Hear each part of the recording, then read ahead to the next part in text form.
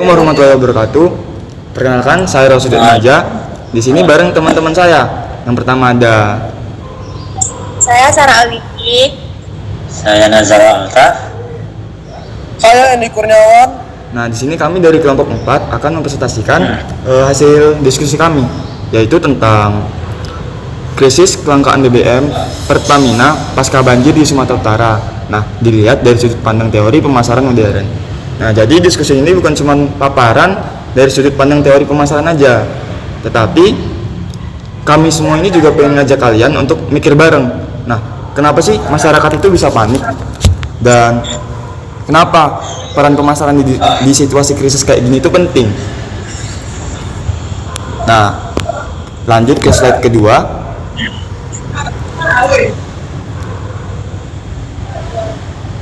Jadi, di awal Desember 2025 kemarin, kita dikejutkan dengan banjir besar yang ada di Sumatera Utara. Nah, itu terjadi di kota Sibolga, kota Aceh, bahkan Medan juga terkena. Nah, dampaknya itu nggak cuma ke aktivitas warganya aja, tapi juga ke distribusi logistik, yang berarti kemana? Ke BBM-nya. Banyak jalur distribusi itu terganggu. SPBU itu mulai antri panjang, terus disitulah yang namanya muncul panic buying masyarakat. Nah, jadi biar kasusnya lebih jelas lagi, mungkin bakal bisa lanjut ke Sarah buat jelasin ringkasan kasus dan masalah utamanya. Nah, kita masuk ke slide 4 ya, jadi ringkasnya itu kayak banjir ini kan membuat beberapa jalur distribusi BBM kan sangat terputus karena nggak dilewat kan. Jadi pasokan ke SPBU-nya itu jadi terlambat dan masyarakat pun mulai kayak melihat nih kalau ada tanda-tanda bakal ada kelangkaan BBM. Antrian panjang itu masyarakat kayak khawatir lah, banyak yang beli BBM. Orang itu sekarang itu kayak membeli BBM itu bukan karena butuh, tapi karena emang takut kehabisan gitu. Lanjut ke slide 5-nya. Identifikasi masalah. Kalau kita tarik ini kan lebih dalam, masalah utamanya memang gangguan rantai pasok, tapi dari sisi pemasaran ada masalah lain yang ikut muncul. Informasi di awal krisis, tapi sebenarnya jelas komunikasi krisis belum cepat, dan ini bikin ketidakpastian di masyarakat makin besar. Dari sini nih kan, krisis logistik ini berubah jadi krisis kepercayaan. Jadi masyarakat itu kayak udah nggak percaya lagi lah sama SPBU, kayak kurang lah rasa percayanya. Nah, perubahan perilaku konsumen ini bisa dijelaskan selanjutnya oleh Najar. Oke, kemudian ke slide 6. Dari sudut pandang marketing 4.0 dan 5.0, konsumen sekarang itu nggak cuma beli produknya juga, tapi juga merasakan bagaimana brandnya hadir. Di kondisi krisis seperti ini, kecepatan dan empati komunikasi itu sama pentingnya dengan produk itu sendiri. Kemudian slide ke-7 dari service dominant logic. Menurut Fargo dan Lusk, nilai itu tercipta dari interaksi antara perusahaan dan konsumen. BBM bukan cuma barang, tapi layanan publik. Jadi kalau distribusi dan komunikasi tersendat, nilai layanan yang dirasakan masyarakat juga ikut akan turun.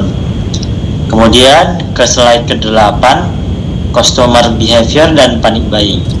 Dari sisi perilaku konsumen, panic buying itu reaksi alami saat orang merasa tidak pasti. Jadi antrean panjang justru memperkuat kepanikan orang untuk saling mempengaruhi satu sama lain. Kemudian ke slide 9, yaitu brand equity. Kalau dikaitkan dengan brand equity, menurut Agar, kondisi ini bisa berdampak ke kepercayaan terhadap Pertamina. Jadi kalau komunikasi krisis tidak dikelola dengan baik, efeknya bisa panjang terhadap citra merek Pertamina itu sendiri. Jadi, bagaimana analisis dan perbandingan dari luar negeri itu bakal dibahas oleh Endi Kurniawan. Terima kasih pada Nazar. Saya akan melanjutkan materinya. Pendekatan holistic marketing menekankan bahwa semua bagian organisasi harus bergerak bareng. Di kasus ini, walaupun distribusi sedang diperbaiki, Keterlambatan komunikasi awal bikin kepanikan makin besar.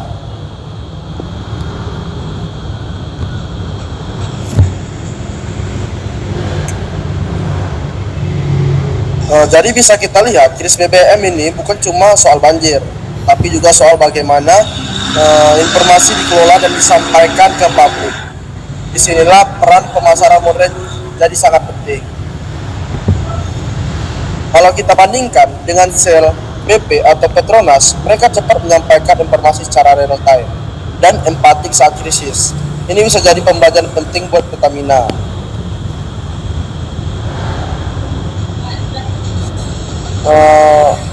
Informasi singkat, jangka pendek fokus komunikasi krisis, jangka menengah pemulihan kepercayaan, dan jangka panjang penguatan transparansi. Selanjutnya aku balikin ke moderator. Proceed. Tahu karena komunikasi yang kurang jelas nih. Mungkin dari Sarah dulu nih bisa menyimpulkan. Itu komunikasinya sih yang kurang jelas. Karena kan sebenarnya itu bukan kelangkaan, karena emang namanya juga ada banjir kan. Jadi akses mau distribusinya itu nggak bisa ngeliatin banjir itu. Kayak jadi SPBU itu nggak, BBM itu nggak sampai ke SPBU-nya itu. Jadi masyarakat mikir kayak itu kelangkaan, tapi sebenarnya bukan. Cuman kurang komunikasinya aja. Kalau menurut Najar, kira-kira gimana itu Najar? Aku setuju sama Stara sih. Kalau kita lihat dari teori consumer behavior dan marketing 4.0, konsumen sekarang cepat bereaksi terhadap informasi, apalagi media sosial sekarang kan. Jadi ketika informasi yang beredar simpang siur, kepanikan itu menyebar lebih cepat daripada klarifikasi resminya. Gitu. Oke, kalau dari Yendi gimana? Tambahan dikit lah ya. Ya. Kalau dibandingin sama perusahaan energi luar negeri, mereka biasanya langsung update stok dan distribusi secara real time. Ini bikin publik lebih tenang. Jadi menurutku masalah utamanya bukan cuma bencana alam, tapi cara krisis itu dikelola secara komunikasi. Oke. Makasih ya buat pendapat-pendapatnya. Nah, jadi mungkin dari jawaban teman-teman ini bisa kita lihat bahwa krisis ini memang nggak berdiri sendiri, tapi ada faktor logistiknya. Nah, ada juga faktor komunikasi dan manajemen persepsi publiknya.